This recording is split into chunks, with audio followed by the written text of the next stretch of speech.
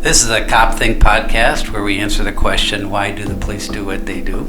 I'm the host, Brian Casey. My guest is Yileng. You go by Yi. Yes. And I'm going to say that you're an expert in lawn care. I like to think I am. So I said that right. It was lawn care. Is that? Yeah. Lawn care. I did a little bit of trees, like fertilizing trees. Okay. Too. Yeah. And I think when we first subject came up, you said you volunteered to come to my house and say you'll evaluate my lawn. I haven't done that yet, but No. I think right now is the perfect time because it's the healing time for lawns. So it's raining now, but I'll definitely swing by and give you my analysis. Wow, so you're already talking lawn care. You said the healing time for lawns. So they're getting ready for the long sleep of Minnesota, huh?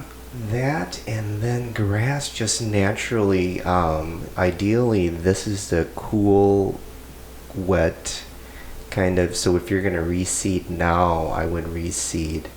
But a lot of folks automatically think by just putting seeds in the ground they'll grow, but there's a lot of preparation with actually preparing the soil for the seeds too. So Well, I forgot to mention that you're a St. Paul police officer. yes. And that's how we know each other. Yes. And you did something else before you became a cop. Let me just say one thing, that the guy, I used to know a Minneapolis cop who was an elephant trainer while he waited to get called up to be a cop. So I thought, well, that was an interesting pursuit. I can't beat that. Well, I'm sorry I brought that up. But Yeah. so what did you do? Well, how'd you end up learning about lawns? I spent some time in the military, and when I got discharged, when I got done, I was kind of in limbo. I knew that I didn't want to stay in the Navy anymore, and I wanted to come home. So I came home and I was kind of in limbo and thinking about what I wanted to do, and there were laborer jobs that came up. So when I started with the lawn care company, I was actually an aerator. And I don't know if you're familiar with that mechanical process with the grass, but a lot of the golf courses do it. You're basically pulling plugs, dirt plugs or grass plugs out of the grass. So it's kind of, you're coring. Then you just go through and you core everything. So I actually did that for a season with the lawn care company, and then I just gravitated towards fertilizing, did that. I did commercial properties, sprayed a lot of commercial properties, grass, and then I helped out here and there with trees, fungicide, and then fertilizing trees. Most of the time I was pulling the hoses for the actual technicians, but once I got licensed through the Department of Ag to apply pesticide, herbicide, I was actually spraying, and then the lawn care company just had a bunch of new trucks. So they had like a brand new fleet of really cool high-tech trucks. And here I am, I think I was maybe 21, just a 21, 22-year-old kid driving like maybe a $100,000 brand new truck of, so that was fun. Well, so when you said you came home from the Navy, where was home? Here, St. Paul. Okay, so you grew up in St. Paul. Yeah. And then you liked the lawn care business. You had an interest in tree care. That looked like promising, but then you ended up a cop. How did that happen? I think if I wasn't a police officer, I'd be doing something in the botanical world. I'd be a horticulturalist somewhere. I think I'd be a botanist somewhere. Wow. Yeah. Policing and being a police officer fell right in my lap. How's that? When I started to go back to school, lawn care was seasonal. So most of the time, the lawn care companies would retain the guys that really enjoyed it or made a career out of it. They would come back the following year. Obviously, Minnesota, we don't do lawn care in the wintertime, but so they would lose a lot of the. There'd be a big turnaround. So why did it? Oh, schooling. I had to. Law enforcement fell into my lap because I I started taking just real general courses at Metro State. Really didn't know what I wanted to do, but my guidance counselor advised me that the St. Paul Police Department was looking for a CLO position. That's our community liaison position, primarily for a Hmong speaker. And so I applied, and I became a CLO, running around with police officers. And then doing a CLO, but doing the interpretation? Or is that what we're Basically, translating yeah. interpretation? It was kind of the CLO back in 99.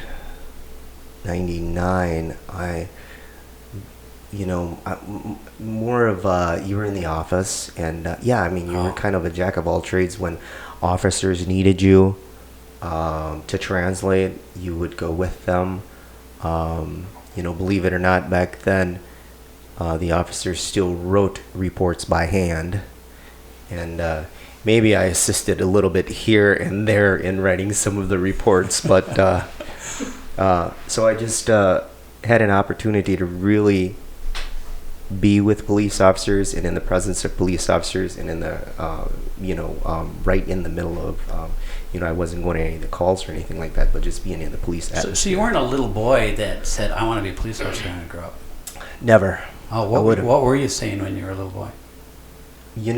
Professional athlete always. Sure. I always wanted to be a football player, and a teacher, but I failed miserably out of UMD before I joined the military. I spent a year up in UMD my freshman year. Had a lot of fun, but academically I didn't do that well. Yeah. So after that experience, I was more fearful of my mother coming home and having to explain to her that I didn't do so well in college. I enlisted in the military, and I thought that I wanted to come up with something, because I think my mom would have been really upset if I didn't have like a plan B. Sure. Yeah. So have you had, so as a police officer, so then you started doing police work, and you've been doing it for a bit. How long have you been a police officer? 2002 right. is when I came into the academy, so maybe 18. Well, the reason I do that, I'm trying to calculate when you can go back to school and become a horticulturist. I think I can do that whenever. Eventually, I don't think I would pursue any kind of formal education for it. I think, once I'm done doing police work, that's definitely an option. A rogue Maybe horticulturist. Just on the job, I would want to be right in the midst. So let's see here. So you have this outside interest, there's other talents and abilities. You dabble in it a little bit, I suppose, because you've made yourself available to other cops, and you've helped evaluate the yard. Do you do some testing of the soils and stuff like that? There's different kits. Primarily, you're looking for pH balances. Then you start to get really technical. But, a real rough kit is sometimes just a piece of copper tubing and a hammer, because you can go in with a hollow tube, hammer it into the ground, and pull a core sample. And believe it or not, core samples tell a lot about the history of your lawn, the history of your property. You can look at the thatch levels.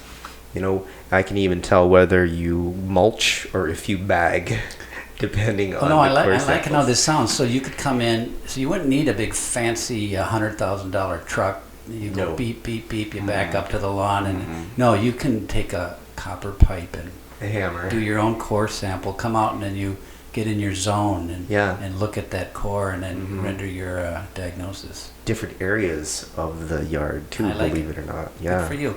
The reason I'm kind of interested in this one is I really like trees. Yeah. I'm a tree person, whatever that means. But also I'm very interested in what police officers do when they're not at work, and what other talents and abilities they have. And this one just stands out to me a little bit. What are some of the things? I can name a couple of things that cops do that are really interesting. Some are just do laborers. Some cops work off duty. We know that. Mm-hmm. Which to me, my advice to any cop would, in an ideal world, is develop an outside interest versus work off duty. If you need extra money, see if you can earn extra money doing something out of uniform. What do you think of that? Absolutely. I think it's just very easy, very convenient to just throw your uniform on and, go stand around. But no, I think I think you need to be well-rounded. Sometimes it's not easy to escape off duty. Sometimes you get into the rut of just working off duty, and it's just easy, not easy money, but it's convenient. But definitely, I would urge, myself, and other officers to. You're absolutely right. If you're looking to make money, do that with some of your interest. Yeah, and I'm not a believer that all balance is always the highest virtue. Sometimes intense people, whether you're a cop and intense about your work, there's value in that. I get that. But something I've figured out is if your whole world is your job, when your job's going poorly, your whole world is going poorly. Dangerous, isn't it? And if your household is struggling and your work is going okay, you can take some refuge there. If your work is going poorly but your household is healthy and well, then you can take some refuge there. But I think you need to have. I guess you have to have your foot in both worlds a little bit. And some people seem to have to do that seamlessly. Others don't, maybe. But it just seems healthy and kind of. It took me 3 years to write the book, and I remember seriously thinking, rather than do off duty, I'm going to spend my off time writing this book. Mm-hmm. Meaning invest time and energy in that, something for myself versus how off duty is. Absolutely. Just getting the check. Absolutely. So.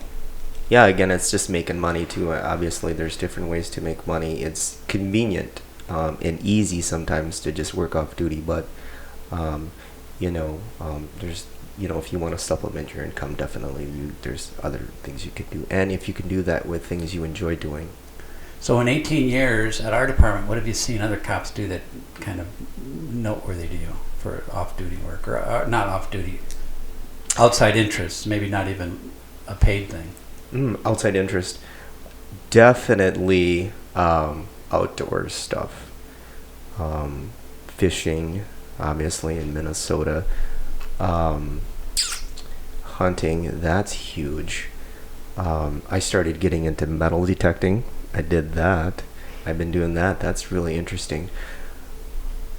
A lot of outdoor stuff. So metal detecting, that actually has some application in your yard work, I suppose. Absolutely.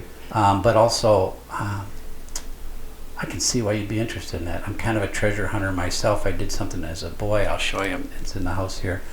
We used to go in these ravines and pull down the loose soil, and we called it bottle hunting. Yeah. And we'd recover ancient bottles and such. And metal detecting, I've seen people do that.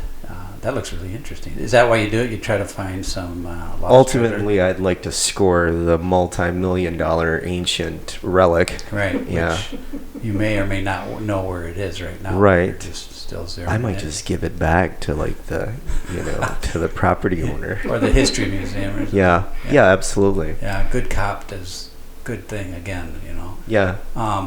So that's interesting. Yeah, so you do that. Love hunting and fishing. You do? You hunt and fish? Yeah, absolutely. Tell us what is your... I don't like talking about it because it's kind of like riding a scooter. It's really fun, but you don't want people to see you actually doing it. But squirrel hunting. Really? Believe it or not. Which sounds very Hmong to me. It is very Hmong. It is very Hmong and very Karen. Karen. That's right. Karen and Hmong. Because on our north end, is that where the Karen population is the highest? Because I was a patrol boss. Yeah. And they'd get these man with a gun in the woods, and then your first instinct is, Well, it doesn't take long before I realize it's Yeah. probably some Korean people Shooting squirrels. really and seriously harmless and enjoying their off time, but Mhm. potentially violating some city ordinances. Yeah. Squirrel hunting. I've gone down to Missouri. That's offered me. I've kind of I started in Minnesota, and I did that myself. Like none of my family, none of my brothers, my dad never hunted. It was because I was a police officer, and I was familiar. I started to get familiar with guns and interested in guns. I just dabbled, and then looked for public places to hunt, and that took me all around Minnesota, and then I discovered certain areas in Iowa. So I've been down in Iowa, believe it or not. I've spent a lot of time driving around in Iowa, and then I just seem to go further and further. Now I love my spot in Missouri. It's like a 9-hour spot. Yeah. Really? Yeah. You're not. That's as close as you're going to get to telling us. Yeah. Yeah. It's that it's in Missouri, and it may not be in Missouri. Yeah. Right. Maybe some other M state. Yes. But the beauty of that is, and I've been doing that now, Missouri trip for maybe like 5 years now, and I've just kind of perfected my hunt. So with the seasons, believe it or not. So squirrel hunting, you use a 22 rifle? I don't know. A 22 rifle and a shotgun.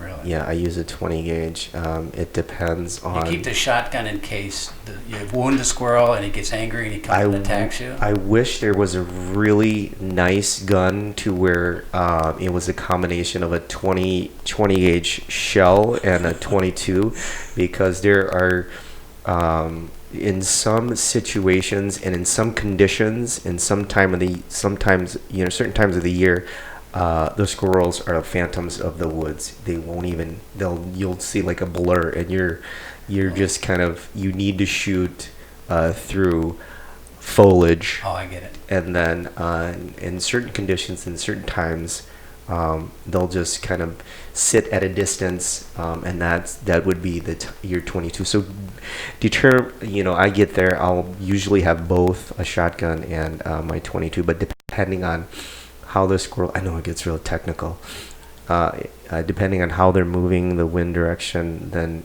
and what, because sometimes you're in smaller grove trees, and then other times you're in big ravines where you've got really high shot too. So well, and I had no idea, because I'm mostly used to city squirrels who kind of have attitude, like walk around me, kind of they give you dirty looks. Yeah. But these squirrels are different than the squirrels we see in town. Absolutely. They're phantoms of the woods. You have to, and then there's two different types. You have your fox squirrels, which are the larger red squirrels. We have them in Minnesota, southern Minnesota, and then your common gray squirrels, your eastern gray squirrels. Huh. Yeah. And then do you eat them? Absolutely. Yeah. It's in a soup. It is. If you've ever had Vietnamese pho, I compare it to Vietnamese pho with a Peking duck. So yeah. So do they serve that anywhere? No. Believe it or not, you cannot buy. And I've searched on the internet. I actually followed a website because I was really interested. A squirrel meat is what I'm making reference to. To buy squirrel meat, and I found this website, and I linked to a few different pages, and at the very end it was a joke. Oh. It was a joke, and they were teasing about it. They're like, we would never kill little fuzzies. Oh. But believe it, you can't buy processed squirrel anywhere in because there's just not a market for it? I don't even think anybody does it. Plus, it's a game animal, too. So at some point, you have to go through all the regulations with the DNR. But okay. All right. You can buy it in the United Kingdom, but they won't ship it over. I've called them. Oh. So. Well, so you just have to... So you hunt and then dress the squirrel, if that's the right... Yeah. And then you freeze the meat because you want it to last year-round? I probably can't even keep it that long because I'll probably cook it myself, and then most of the time I usually just give them away because family, relatives will know that you've gone hunting and you've been hunting, and they'll kind of probe. So most of the time you give it away. Why? Because you just have a look on your face? I think so, yeah, absolutely. Wow. This is really... The time of the year, you know, and they'll kind of probe a little bit. Hey, by the way, if you have any extra squirrels lying around, you know, throw some my way. So... Wow. Yeah. So you're the man for the family regarding... I think I'm the only person that hunts. So is there anything else you keep from the squirrel? It's a really interesting, it's still kind of really super eerie, not eerie, but when I'm cleaning it, the mung, well, I can speak for the mung because I've never seen it cleaned any other way, hunting with my mung relatives and friends. Instead of skinning the squirrel, you'll actually cinch all the hair off. So you'll gut it. I don't want to get too graphic, but you'll gut it, and then traditionally, before the plumber's blowtorch that has made everything super convenient for me, before that, you would throw it in the fire, and then you kind of manipulate it and scrape it off with scrape the burnt fur off so you'd have the hide, you'd have the hairs burned off, and then you'd have the hide, and preferably that's how that's how I do it. Now I do it really efficient with really hot burning. It's a MAP gas, and it's kind of a plumber's blowtorch. Sure. And what that does is that's a hotter gas, and you'll burn all the hair off without really cooking or kind of cooking the meat too much. Sure. It just, you want that hot heat to just burn all the hair off, and then you scrape it off. Yeah. I thought you said a minute ago that you couldn't compete with an elephant trainer. Can't. Because I'm picturing you. I know where you live, and you're doing that, and you've got these pelts all over. And matter of fact, I'm wondering if you've sewn an outfit. No, I have started. Believe it or not, I was forced to learn how to sew. My mom was very handy with a sewing machine, but my son and I, being of a slightly shorter stature, hemming. I didn't have his pants. So because I remember you mentioned wanting to be a professional athlete before, and instead you end up learning to sew to hem your pants. Sometimes I've learned how to do that just out of necessity, because I didn't find pants that fit him would be longer, so it's real simple. It's just all in the prep work before you actually sew. The sewing part's real simple. It's the prep work and the cut work and the iron work. How did we get onto sewing? I don't know. Okay. It just, All right. So, wow, this is... A sewing and pelt. Okay. I was thinking about a squirrel outfit. Yeah. Well, I actually found by saying it like I'm making fun of it, and I don't know, because actually it's super interesting, and it elevates your status to me. It would be interesting to keep a pelt. It'd be interesting to skin, but the hide with the squirrel is preferred. I don't think I've ever had it without the skin. Maybe I'll try it. Yeah. Wow. So, do you have any other talents you want to reveal? Not so much. I don't think that's a talent. It's just something I do and something I enjoy. I'm real. But if I'm doing something, I'm really going 100%. So if I'm squirrel hunting, I'm really paying attention to the wind speed and how the wind speed and what time of year it is, the foliage cover, even what kind of trees are there, what's available as far as like food and nuts, water. Yeah. Wow. I don't hunt, but I completely appreciate why people do. Really technical. And also just whether it's spiritual or mindfulness part of it, being in nature, reading nature, that kind of stuff sounds really interesting. What kind of cop are you? I mean, so when you would have all this pretty healthy or pretty interesting away from work life, when you're at work, are you like in cop mode the whole time, or are you looking at squirrels and lawns? No.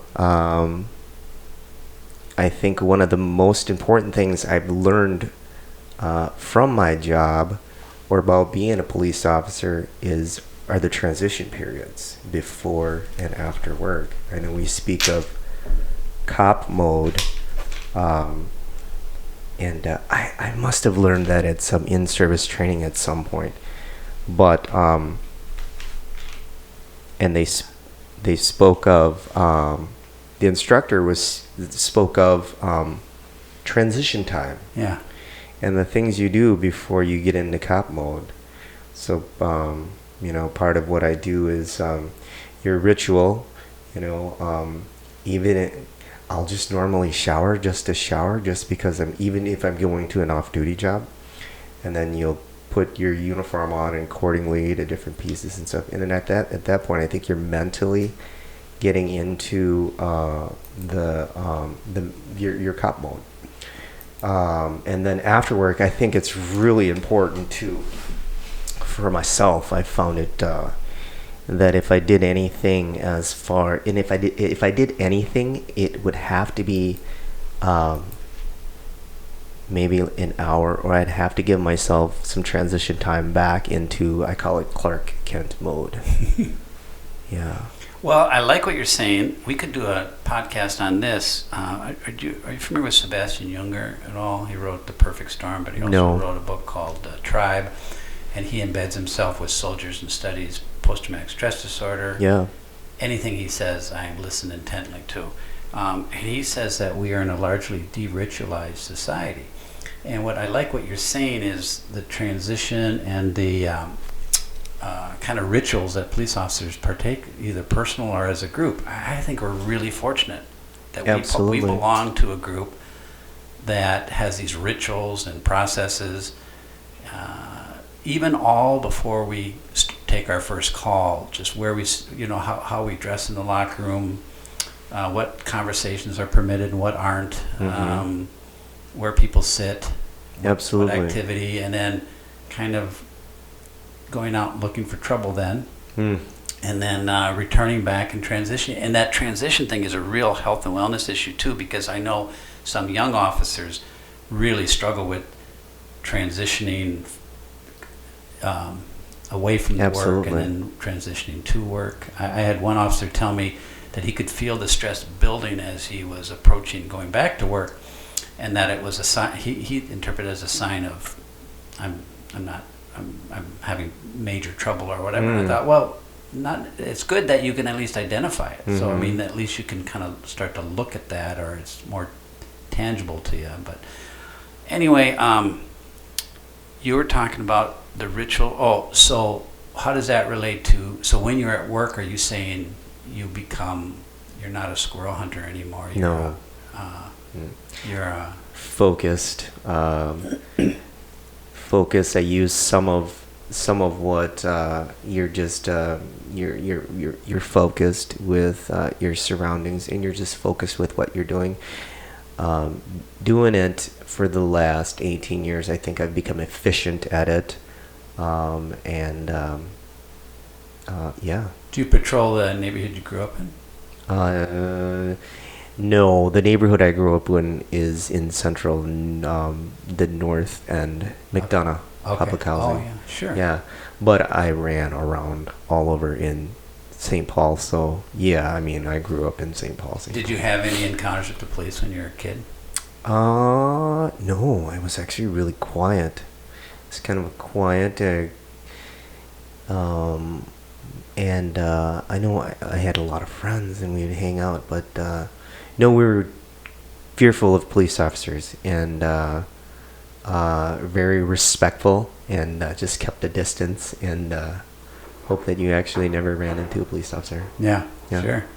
Let me ask you about, so the reason I was thinking about this is how you approach the job with this whatever lawn care interest and all that. One time I was in Frogtown in the front yard of a house, and every time they flushed the toilet, the yard bubbled. So that's not a good yard. No. But when one thing is, so you must, like trees, for example, boulevard trees. I'm really interested in that a tree sometimes will naturally become a bush unless it's tended to. Isn't that amazing? Yeah, and so the basswoods. Is that Yeah. And so I'm always thinking, gosh, people pay attention to this because otherwise Yeah. you're going to end up with a bush. Even my neighbors do. Yeah. So I always did a deal when I was on a police call, standing around like we do, waiting for this or that. Yeah. I'd always trim the boulevard trees. I'd take out my little police knife and I'd go Yeah. along the boulevard and just The little trim. shoots. Yes, Yeah. shoots. Because Yeah. my thinking is, one is, I want this tree to grow big and strong, and I don't want the energy be diverted into these shoots. Yeah. And I want the higher branches Yes. to do that. And I always thought that demonstrates my love for trees, I guess. But Yeah. there's more trees than I can keep up with, unfortunately. One tree at a time, maybe. Okay. Yeah. All right. So you must notice some of these things. Absolutely. Yeah, all over. It kind of, just applying, sometimes it's in conversation, believe it or not, as a distraction technique or a calming technique. If I'm outside with someone with like super high anxiety, you'd talk vegetables and, you'd point out, certain things, and just, yeah, totally. Wow. Just thinking outside of the box and just Yeah. talking about other things too. Yeah. Well, but what I think you're talking about is talking how people live Yeah. and talking about their life too. So Mhm. one way people live is they think about what they're going to eat in their Yeah. house and their surroundings, and Mhm. you engage them in that. Yeah. That makes a lot of sense to me. Yeah. Something else that we've talked about back on the police deal, you and I have had a conversation about this before, I don't know Yeah. if you remember it, but you were talking about when body-worn cameras came out, how that changed this kind of dynamic, communication dynamic amongst Mhm. police officers. And specifically, what we talked about was I'll just say the most fun thing in the world to me as a police officer, when a call is done, is standing around and talking with other police officers, Yeah. complaining, saying something hilarious and Mhm. funny, talking what cops talk about, and, Mhm. and actually it's our conversation. So if a stranger comes up, we kind of stop and then change the Mhm. subject. Now with body-worn cameras, how does that impact what we might consider casual conversation between police officers? Absolutely. Obviously, it's being recorded, so you have to be appropriate.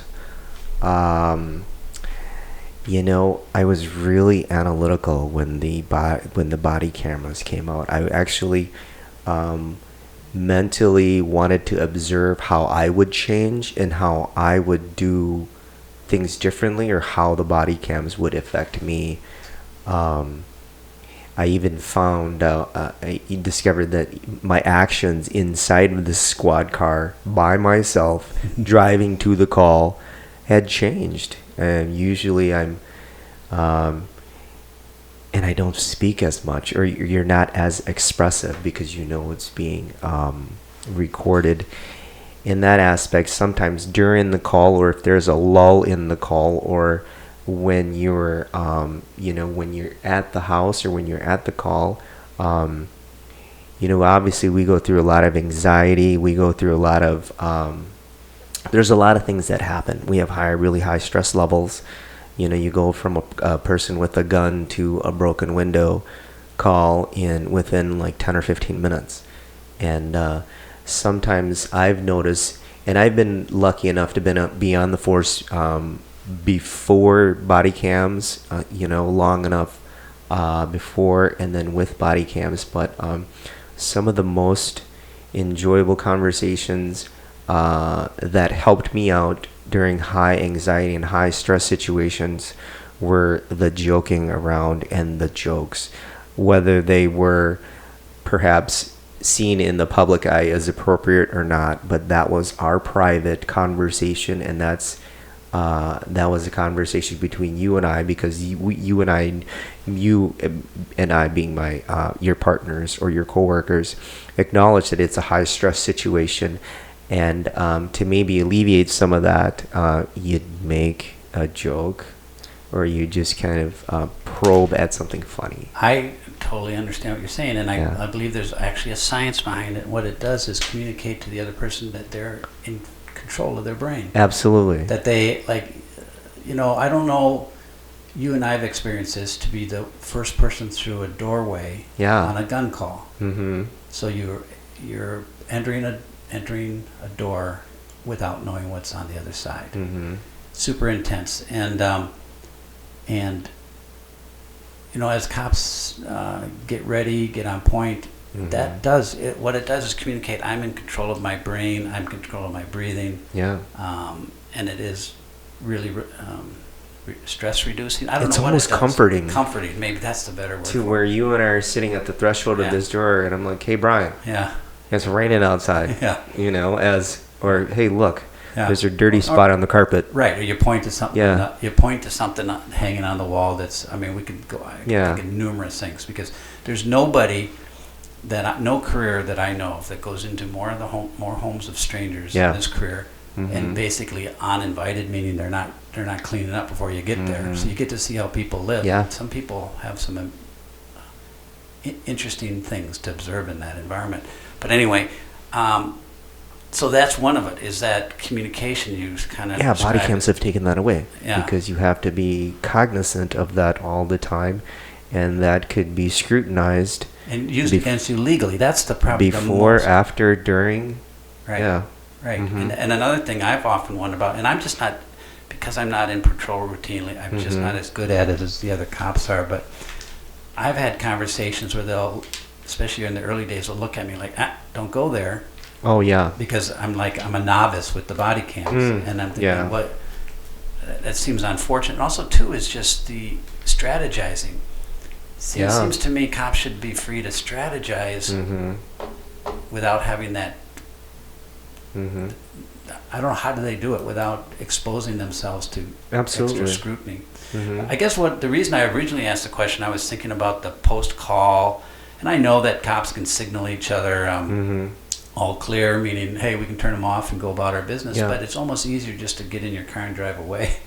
I think so. I think at that point, and I see more of that too. It's less camaraderie and less conversation. I think sometimes you're just so frustrated. You're just so accustomed to just, as soon as you shut those cameras off or the call is done, let's just get back in the car and go drive away. This is the editor here. We had a technical error while recording the podcast. The following section will have static interference that lasts only for about a minute. And it didn't used to be like that.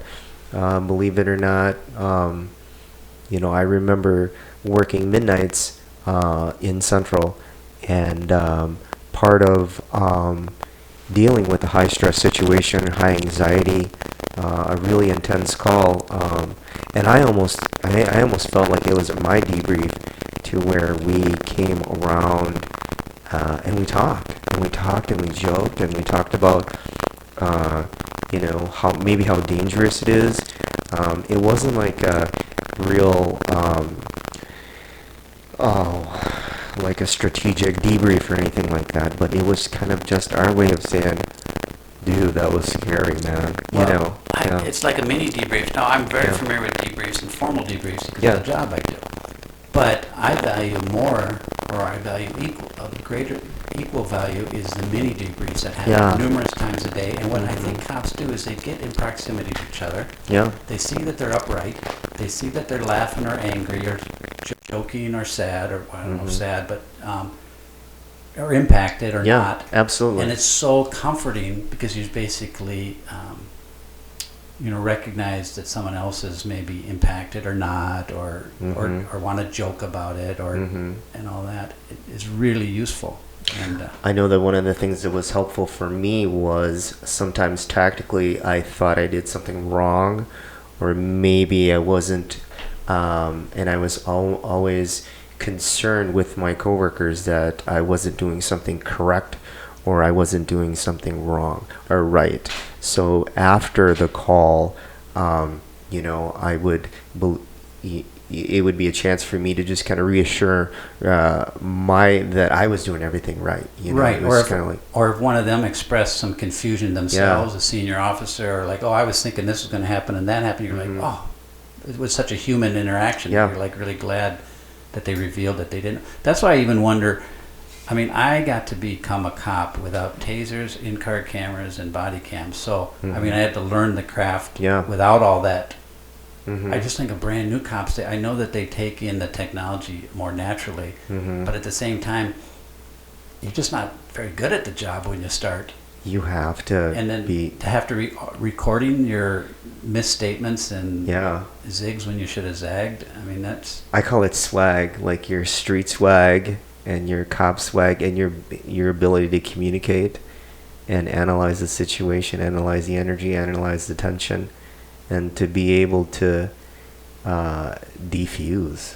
You know, I think that sometimes that's lost with all the technological stuff and all the different policing regiments in the academy and stuff. I think they've taken that away. It's just your swag talk, your ability to just be able to communicate with anybody. Well, and you just said something that I don't think I've ever heard anyone say, though it seems so obvious to me, is evaluating the energy of a space and the energy of a room. Yeah. I was thinking just today, obviously police officers, focus on the hands. The hands are the things that kill you and all that. Yeah. But we're really drawn to look at people's faces because we're trying to interpret their intent. Yeah. And also, too, just the energy we get from somebody. I mean, that's often we know when someone's going to flee. Without sounding too zen. Absolutely. And we do that all the time. Right. Whether we realize it or not, we're doing that all the time. Because you're always identifying your greatest threat. And sometimes you're the greatest energy or the greatest, the person that's most vocal. Yeah. Yeah. Or the person that's holding your attention and all that. Yeah. I actually think when you say this, that this could be taught, meaning if you had a Zen-like instructor, you could do scenarios and like, hey, notice this guy's activity, or watch videos. Yeah. Say, notice his demeanor or his activity or what he's doing with his energy. Absolutely. Anything to add to the tool, anything to add to what we use. We train all the time. We're training all the time with different techniques and different methodologies and stuff like that. Give me another tool in my toolbox. Yeah. And also, too, you probably, I'm guessing, you're good at managing your own energy, too.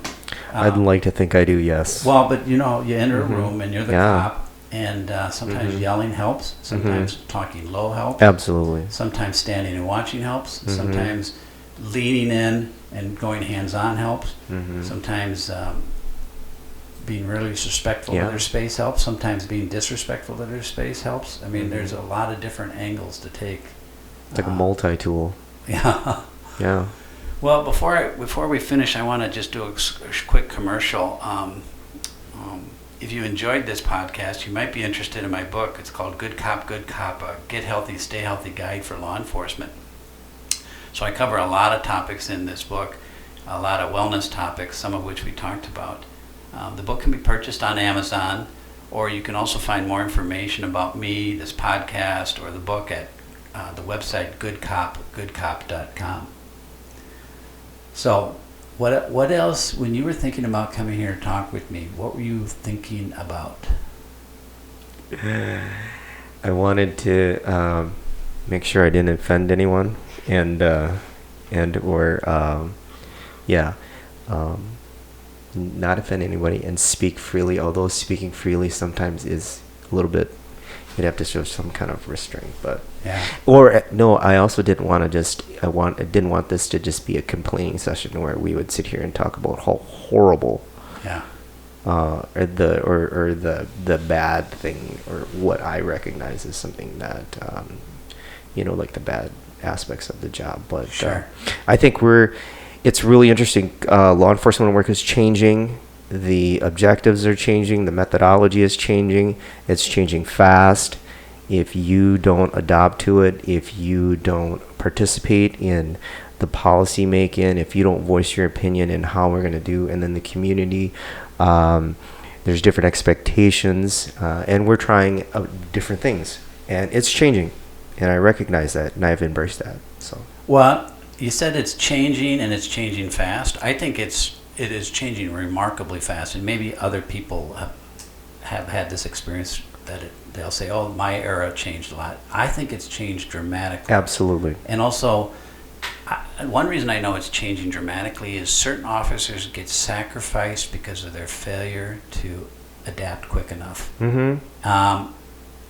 What I'm saying is sometimes they get caught with an old attitude that is isn't seen as valid anymore, and they end up getting fired or whatever. Yeah.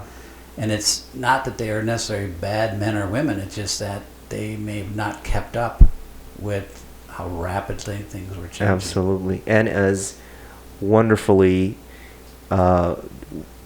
adaptive as we are as police officers, in just different situations, like I was talking about using multi-tools and stuff. Yeah, I mean, you totally just, I've embraced it. I'm not gonna. Why do you say you embraced it?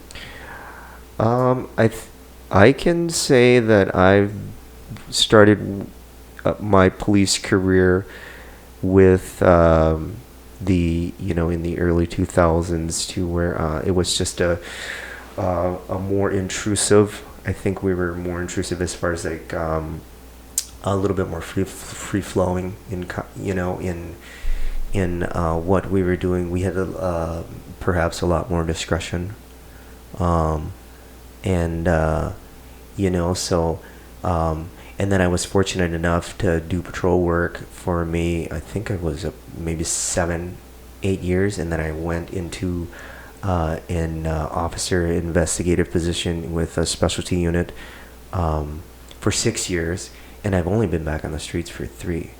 So I went from quote unquote maybe in a different method of policing, and then I was thrusted into this this new, constantly changing policing philosophy or policing paradigm, and so just as a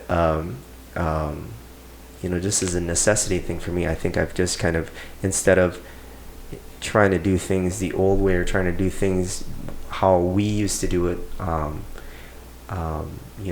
initially, sometimes you'll kind of just resist some of the change, but I actually welcome the change and I'm excited for the change. I think it's made some things more efficient. I think it's redefined a lot of different things, and I think it's maybe focused law enforcement in on different objectives that maybe we didn't pay too much attention to.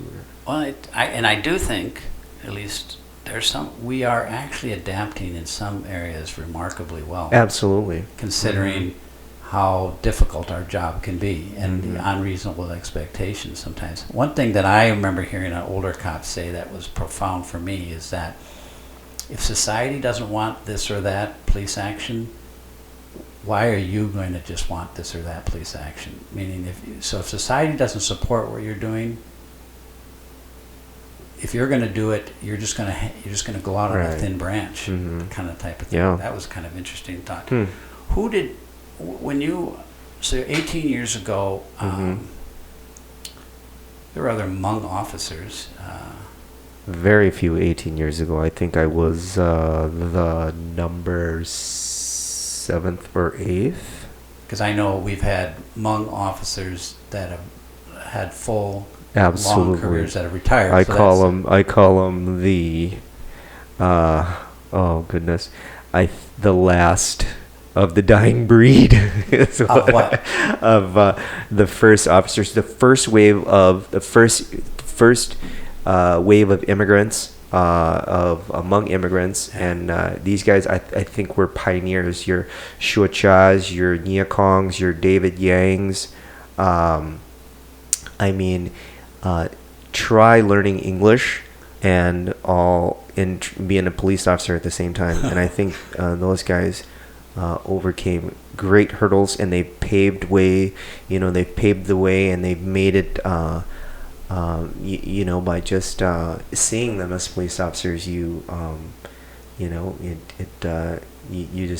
think it's possible. You just kind of that you can do it. So yeah. Wow, I'm glad you named some of them too. Yeah. I'm trying to think. Darn it, I can't think of the one fella that was a desk officer right near the end. But Nyakong, maybe Shuacha. Can't come maybe. up. Well, I'm glad you named those Yeah. guys. Who did you, whether among officers or not, who did you, do you remember really admiring some ways some people did policing? I had when so you many started? great mentors. I had so many great, all of them. What kind of things did they do that held your attention and were impactful for you? Leadership. I think leadership and guidance in adversity, and a lot of them led by just doing, like I just observe, Yeah. you know. Their behavior, sure. Absolutely. I think we had talked about, you had said we were going to talk about or complain or Yeah. whatever. There is a lot of turmoil and instability and a lot of flux going on in law enforcement, and it's destabilizing sometimes. Yeah. And there's at least in my area of mental and emotional well-being, there's a lot of focus on the harm related to the job. Mm-hmm. And some of that's good because maybe it's been understated. But I don't like to overstate it either. I mean, there are numerous advantages of being a police officer. And you had mentioned some of them: overcoming adversity, super challenging situations. For you, even to be a police officer in the home, if you grew up in McDonough, Mm-hmm. in public housing, Mm-hmm. and then got to see the police side of the world that Yeah. down too, and Mm-hmm. that seems impressive to me. So I think one of the greatest things I've taken from being a police officer, and it's kind of cheating, is the direct experience. So you don't have to actually experience a personal domestic yourself to see what actually happens when you physically beat up your girlfriend or your wife, because as a police officer, you're in the midst of that and you're experiencing that and you're taking that with you. So in you know, thinking back to it, it's almost as if it's your personal experience, but you're experiencing that at work and you're taking that. So, you know. wow, I never heard that. That is great. I remember when It's cheating. It's cheating. I remember when my daughter was learning to drive. She was driving with her girlfriend, and her girlfriend was distracted and rear-ended a car.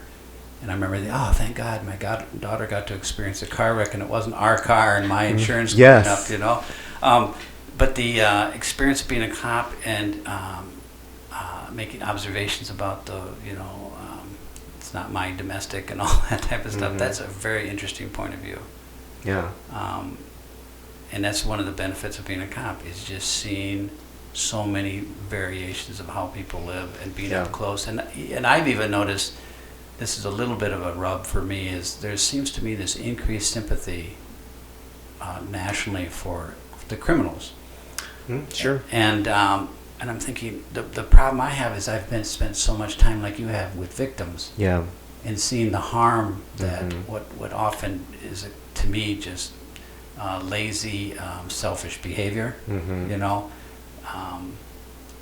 so we get to see, been in the matriarchs, when the matriarch of a household has died, we've been in their home. Yes. When people have threatened to kill themselves, and we talk them out of it, and and they weep and cry on the way to the hospital. Mm-hmm. We've been with them. We've been in their homes. We actually think cops are often very sympathetic to the downtrodden. Absolutely. Because they don't want to add to their burden. Mm-hmm. They know how they live, how they suffer. Mm-hmm. We don't like predator criminals at all, Mm-mm. because they prey on people. And, Absolutely. but anyway, wow. So this is really interesting. Anything else you want to add? That's it. I guess we you want to complain real quick and be bitter? No, because no.